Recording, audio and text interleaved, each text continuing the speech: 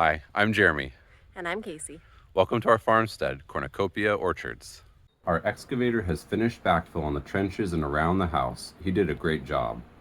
The exact landscape will probably change a lot as we do our landscaping, but it's so exciting that we almost have a yard. The boys will love a yard to play in. We need to get the driveway fence up to keep them somewhat corralled.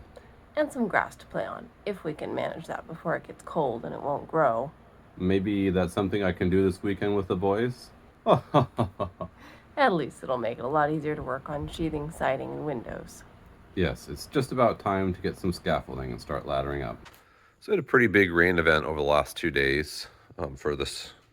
Thus far, it's just been small sprinkles for the most part. And you can see we had enough water that the upper floor had ponding on it, and wherever the water could get down, it came down.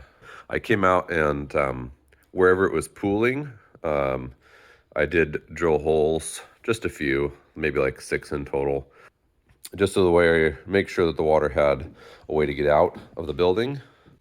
So we're up on the upper deck. There's no ponding at all up here. It's a pretty flat surface, and it's been a couple of hours since the rain, but nothing more than, just a tiny depth to it. So it's all gone now. One of the things I spent a bunch of time doing the other day was figuring out the layout of these walls, because that's going to determine which walls go up first. So in our particular case, this side of the building is the tallest vertically, and it faces east. So there's your step down. And the far side of the building, which faces west, these two sides have the majority of the tie downs and the straps. Resulting from that, there are some requirements at these joints of the corners. This wall has to run that way, and this wall comes to the corner, and at the corner it's got a doubled 2x6, and that's the nail-in surface from the strap on the outside. And that means that this wall gets to go up first. Now on this end over here, obviously we've got our balloon framed stairway wall, and as a result of that, I can't just lay this wall continuous and stand it up, nail it and stand it up like I'd like to. We are going to be smarter about that than we were with the first floor. So what I'm going to have to do is I'm going to have to run basically that section and part of this wall, and I have to choose where, and then join it in with the rest of the full length of that section of wall.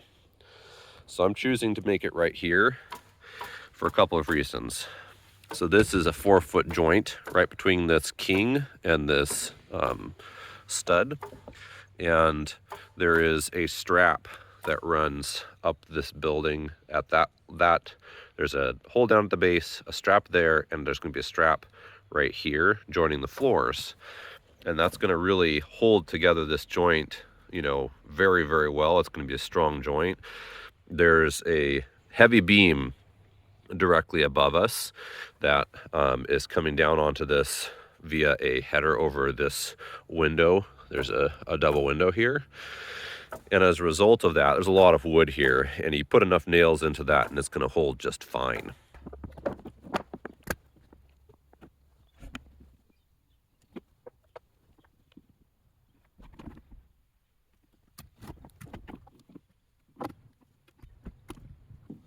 Nice thing about this building a corner like this up is that if you get your first nail in the right spot and your boards are relatively good, which these studs are all pretty straight, pretty true, when you go to nail it off, all you then have to do is make sure the top and the bottom are good, which they are, and then you can just nail it in together, because if the top is flat and the bottom is flush and you are good side to side, then you know you're square. Another advantage that we have with this little piece here that I'm setting up is I can just lay this flat on the ground, put my sheathing on.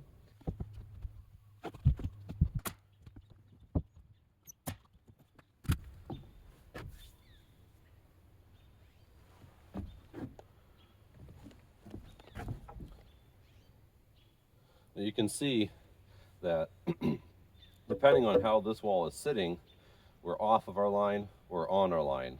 So all we've got to do to make sure that we are pretty much plumbed up and squared with this is to make sure that we're just kissing our line on the bottom, and then that should be plumb.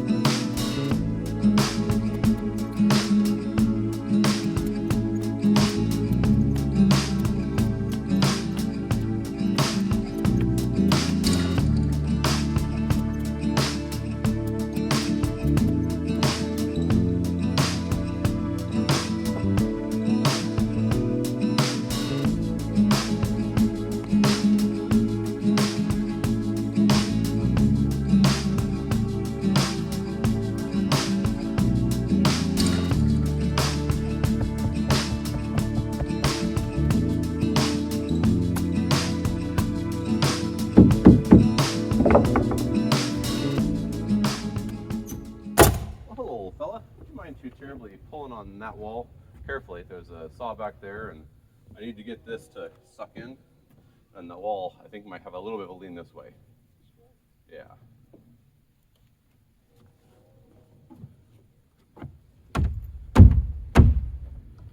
That's getting, there we go. You got it? Just about.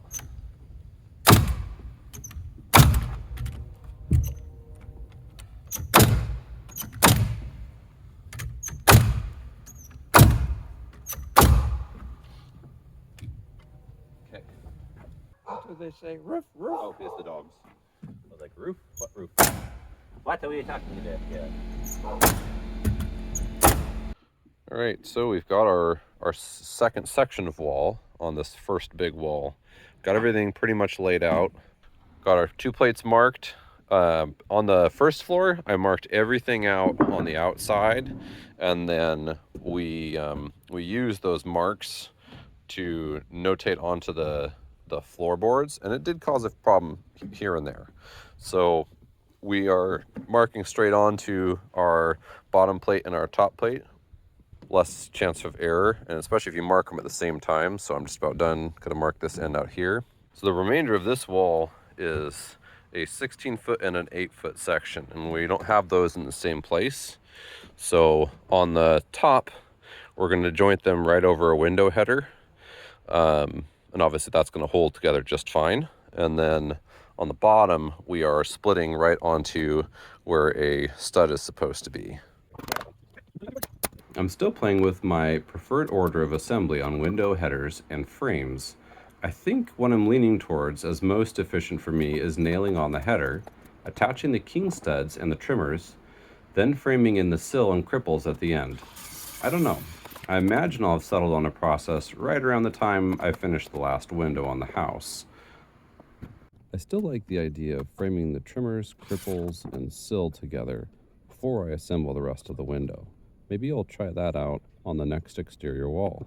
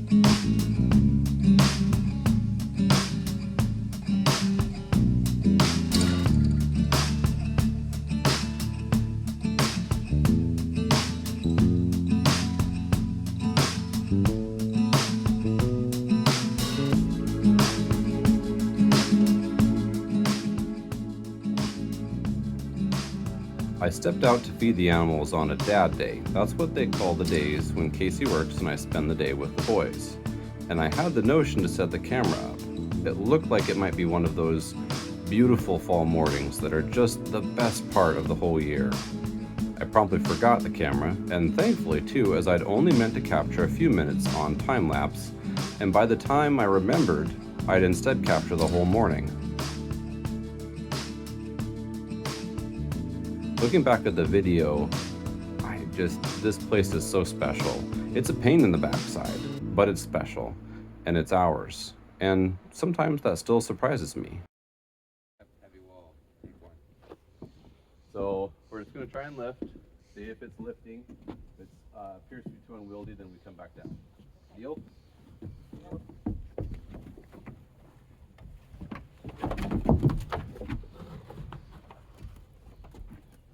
Nice and easy.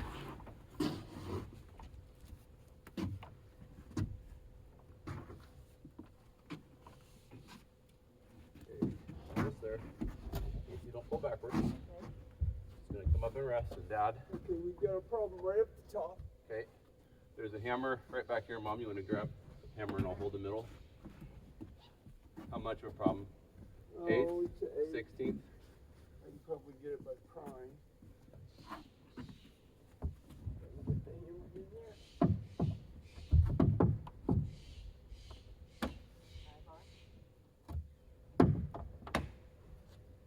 Okay, now I need the pry bar. No, it's going in. Get the hammer back out and we'll have it. There you go. Okay. Hold it for a second and I'll get the nailer. Don't be too aggressive. So aggressive.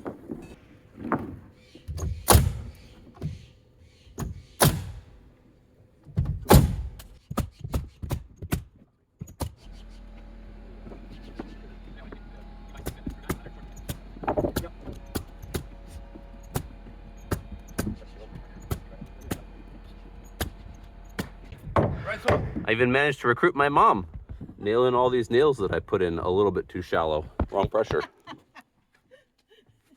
So we are finished putting up this easterly facing wall here on the second floor, and it's going to be a bit before I have this outside wall ready for standing.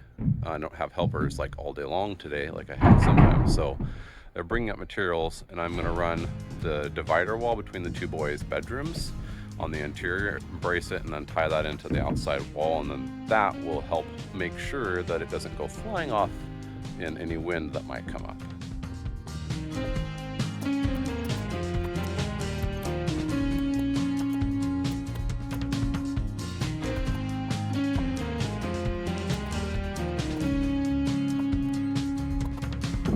We're going to go ahead and run this wall with a crown plate on it from the beginning, since it's pretty easy for us to lift that up and get that on the top plate right now on the outside. And we're going to lap it both ways because it's going to tie in the interior cross wall to this wall as well as the outside.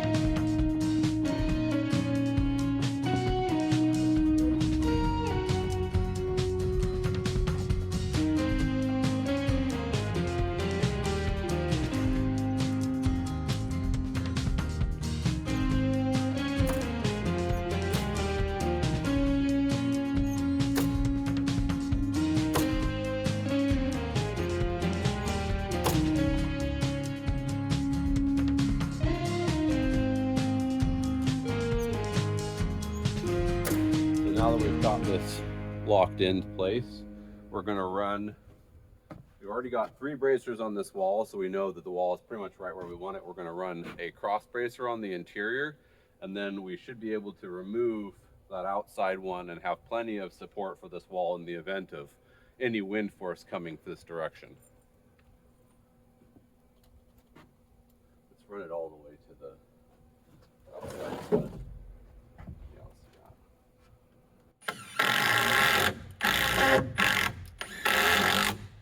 So we've got the fence back up and presently under tension, and we're running it down. It's the existing fence. It's not in great shape, but put it under tension and kind of just straighten up the bars and it'll do okay.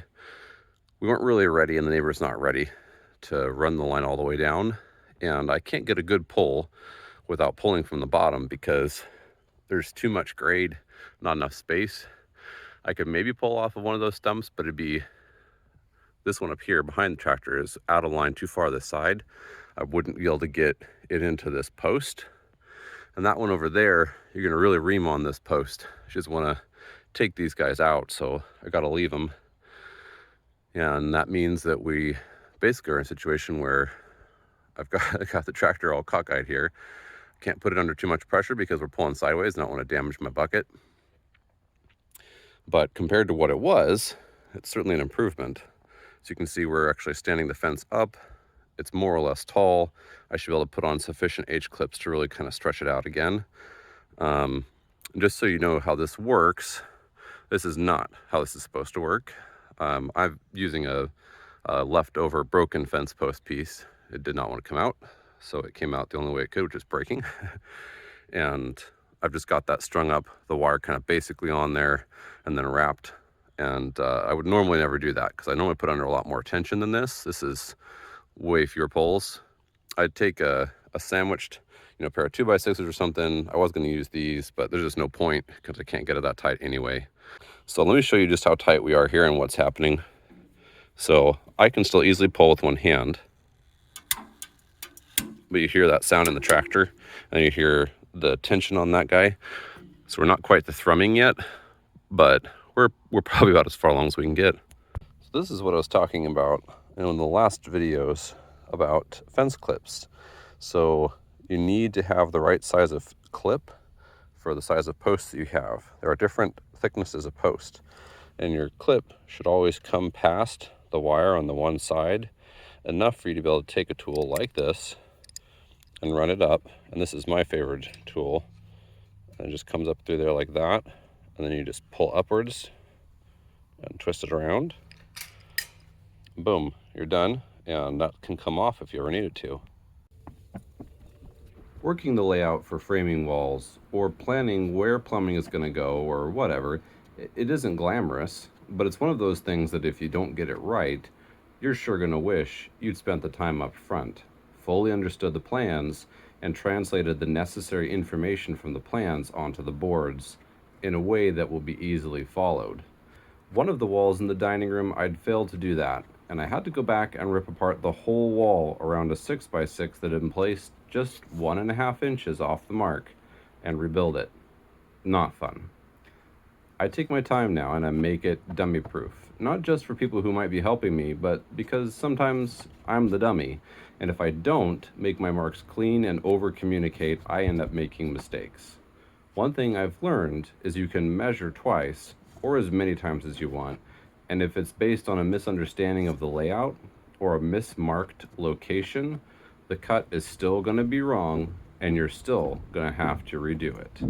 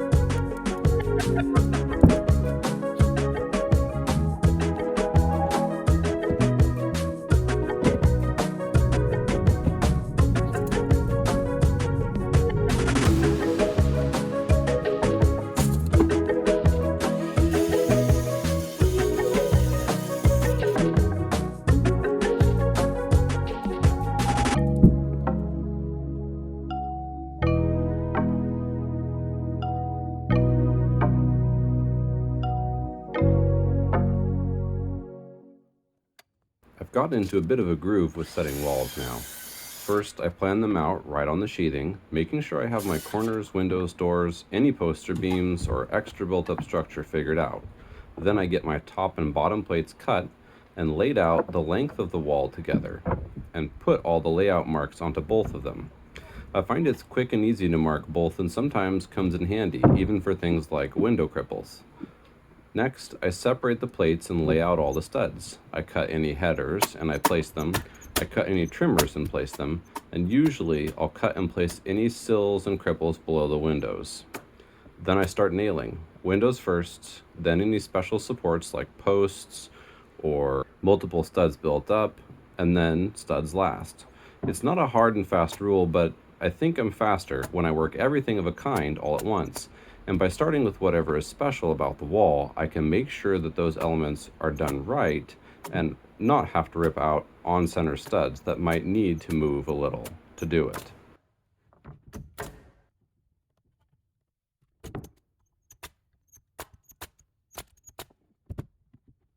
So one easy place to mess yourself up is when you were doing your cripples for windows or even doors.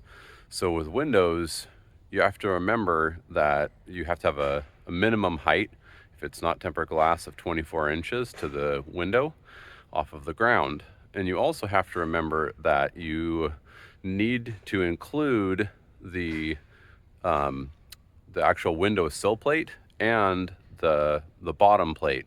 So when you cut your cripples, you have to take off the width on those boards, 1.5 or 1 5/8, whatever you're working with. More than likely it's 1.5. So you'd need to take 3 inches off when you cut your window cripples below.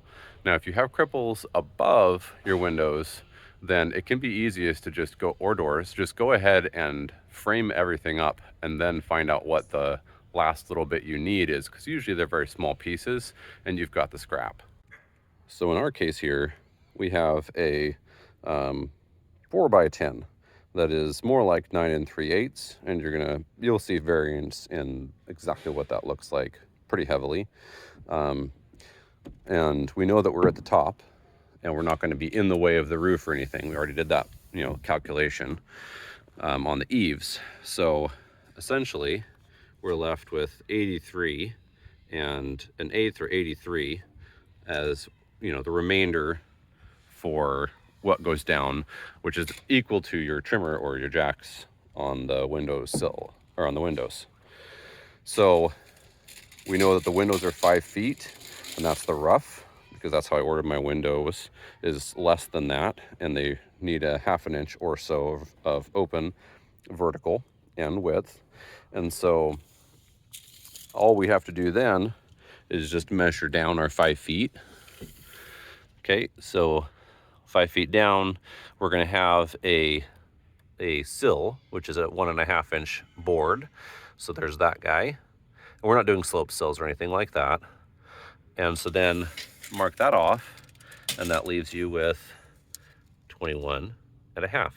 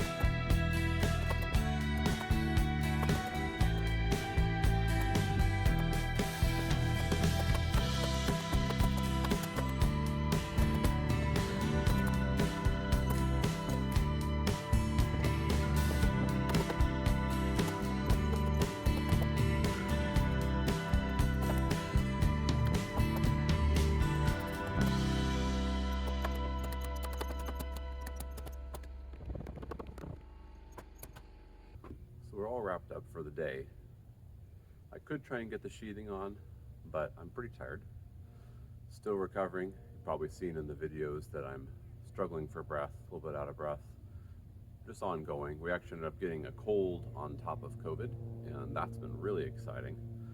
Just 2 or 3 weeks straight now.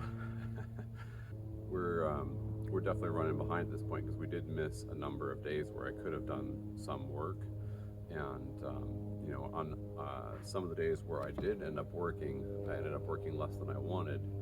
But I feel good about the progress we're at right now. We're not where I'd hoped to be. By the end of this month is when I'd originally hoped we would be up to and framing in the roof, and then it would just be a matter of getting the siding and the roof metal on after that for us to be really kind of ready for it to switch to the interior and ready for the rainy season. But it was really encouraging getting that wall behind me up today. Not this interior wall, that was easy, but the wall behind that went a lot easier than I thought. This wall over here is the longest wall in the house, the largest total square area that we would be standing straight as a stand. So it only has 3 windows. That had 4, so it's a little more sheathing, a little bit less header, probably a little bit more weight, and it's 3.5 feet longer than the wall that's back there at the total length. If I'd ran that whole wall, so it's about 8 feet, 7 feet longer in total than the wall we stood today. So I'm gonna try and see if I can grab 2 more people, have my mom watch the kids, and maybe get some friends or maybe one of the neighbors over if I'm feeling well enough by that point to not want to infect them. And then we'll get this thing stood up. So that's where we're leaving off for the day. And I don't have any words of wisdom other than that. I'm gonna go and I'm gonna sit. Thanks for watching. See you next time.